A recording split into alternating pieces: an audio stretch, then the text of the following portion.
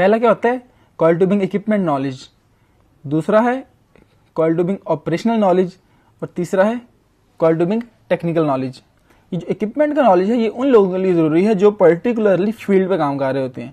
इसमें हमें जो है वो अपने इक्विपमेंट का मुकम्मल नॉलेज होना चाहिए कि हमारे इक्विपमेंट की रीड्रेसिंग किस तरह से होती है, मुख्तलिफ इक्विपमेंट के जो सर्किट्स हैं वो किस तरह से बिल्ड हुए हुए हैं, सर्किट्स में अगर कोई प्रॉब्लम आ जाती है उसको डायग्नोस किस तरह से करना है, कोई ट्रबल शूटिंग आ जाती है तो उसको ट्रबल शूट किस तरह से करना है। तो ये हो गया इक्विपमेंट का नॉलेज। दूसरा है ऑपरेशनल नॉलेज।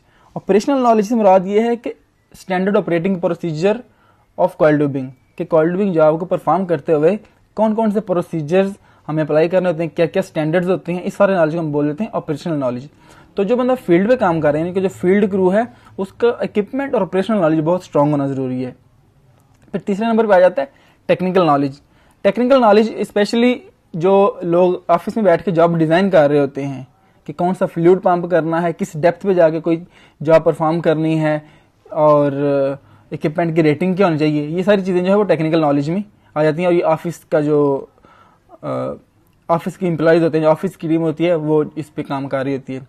और by the way equipment operational और टेक्निकल नॉलेज में ऐसा नहीं कि कोई एक डिस्टिंक्ट लाइन है जो इनको सेपरेट कर रही है, ये इंटरलिंक्ड ही होते हैं। यानी कि ऑपरेशनल नॉलेज स्ट्रांग होने के लिए इक्विपमेंट का नॉलेज होना चाहिए, और टेक्निकल नॉलेज के लिए भी हमें इक्विपमेंट ऑपरेशन का नॉलेज होना चाहिए। लेकिन थोड़ा आसानी के लिए यह है कि जो बंदे फील्ड पे काम कर रहे हैं उनका इक्विपमेंट ऑपरेशन का नॉलेज स्ट्रांग होना जरूरी है, और जो लोग ऑफिस में काम कर रहे हैं उनका ऑपरेशनल और टेक्निकल नॉलेज जो है वो स्ट्रांग होना जरूरी है। तो इस वीडियो में हम लोग इक्विपमेंट के बारे में बात करेंगे, फिर नेक्स्ट हम वीडियो सीरीज में ऑपरेशनल नॉलेज के ऊपर बात करेंगे, और फिर फाइनली हम लोग टेक्निकल नॉलेज के ऊपर बात करेंगे। तो इक्विपमेंट को समझने से पहले हम लोग देख लेते हैं कि कॉइल ट्यूबिंग सर्विसेज से मुराद क्या है। इंट्रोडक्शन देख लेते हैं। Coil tubing is a versatile technology. Coil tubing की वर्सटाइल टेक्नोलॉजी है जो कि यूज होती है मुख्तलिफ एप्लीकेशन के लिए।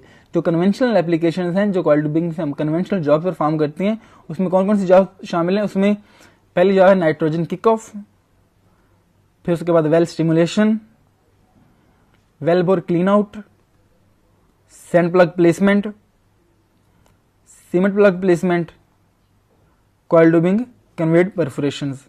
ये वो जॉब्स हैं जो कि हम नॉर्मली परफॉर्म कर रहे थे, कन्वेंशनल जॉब्स। अब ये कुछ एडवांस्ड हम एप्लीकेशन देखते हैं कॉइल ट्यूबिंग की। कॉइल ट्यूबिंग के साथ अगर हम मुख्तलिफ तरह के थ्रू ट्यूबिंग टूल्स यूज कर लें तो हम मुख्तलिफ एडवांस जॉब जो है परफॉर्म कर सकते हैं। उसमें कौन सी जॉब आ जाती हैं, मिलिंग जॉब्स आ जाती हैं, अब्रेसिव परफोरेशन की जॉब आ जाती हैं, ट्यूबुलर कटिंग की जॉब, यानी कि आपने ट्यूबिंग को कट करना है, ड्रिल पाइप को कट करना है कॉइल ट्यूबिंग के साथ, तो वो जॉब हम लोग परफॉर्म कर सकते हैं। फिशिंग की जॉब हम लोग जो है वो कॉइल ट्यूबिंग से परफॉर्म कर सकते हैं।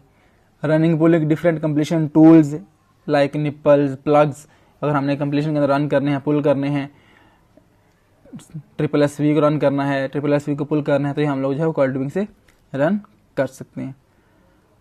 कॉइल ट्यूबिंग के साथ परफोरेशन हम लोग कर सकते हैं, सीडी कन्वेड परफोरेशन और शैलो वेल्स ड्रिलिंग। ये हैं कॉइल ट्यूबिंग की एडवांस्ड एप्लीकेशंस। अब हम देखते हैं कॉइल ट्यूबिंग का एडवांटेज ओवर सिलिक लाइन एंड वायर लाइन, कि कॉइल ट्यूबिंग किस तरह से सिलिक लाइन और वायर लाइन से बेहतर है।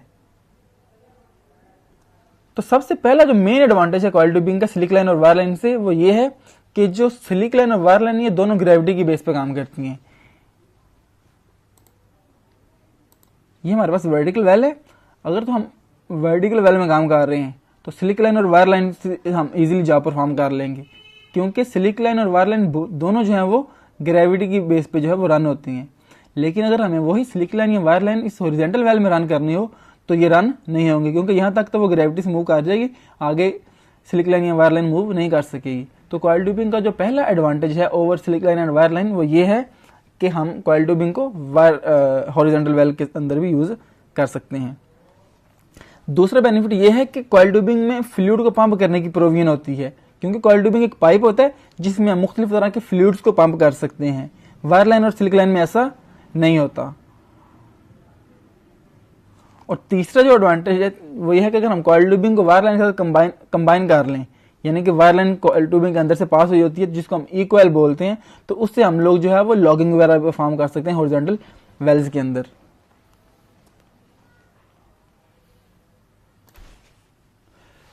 अच्छा जी, तो अब देखते हैं हम लोग कॉइल ट्यूबिंग इक्विपमेंट के बारे में। जो कॉइल ट्यूबिंग इक्विपमेंट है, जो कॉइल ट्यूबिंग यूनिट है, वो 6 to 7 उसके मेजर जो है वो कंपोनेंट्स होते हैं। तो सबसे जो पहला कंपोनेंट है वो है पावर पैक, दूसरा है कंट्रोल केबन, तीसरा है कॉइल ट्यूबिंग रील, चौथा है गूजनेक एंड इंजेक्टर हेड, पांचवा है प्रेशर कंट्रोल इक्विपमेंट और छठा है बॉटम वॉल असेंबली।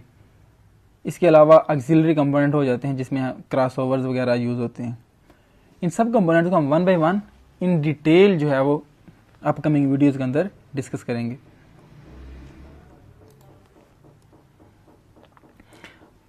अब हम समराइज कर लेते हैं कि इस पहले वीडियो लेसन में कॉइल ट्यूबिंग इक्विपमेंट से रिलेटेड जो हमारा पहला वीडियो लेसन है उसमें हम लोगों ने क्या सीखा।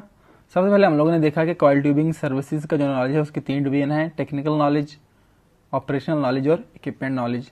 हमने देखा कि जो फील्ड क्रू है उसको ऑपरेशनल और इक्विपमेंट नॉलेज स्ट्रांग होना चाहिए और जो ऑफिस का क्रू है, जो ऑफिस में इंजीनियर है, उनका टेक्निकल और ऑपरेशनल नॉलेज जो है वो स्ट्रांग होना जरूरी है।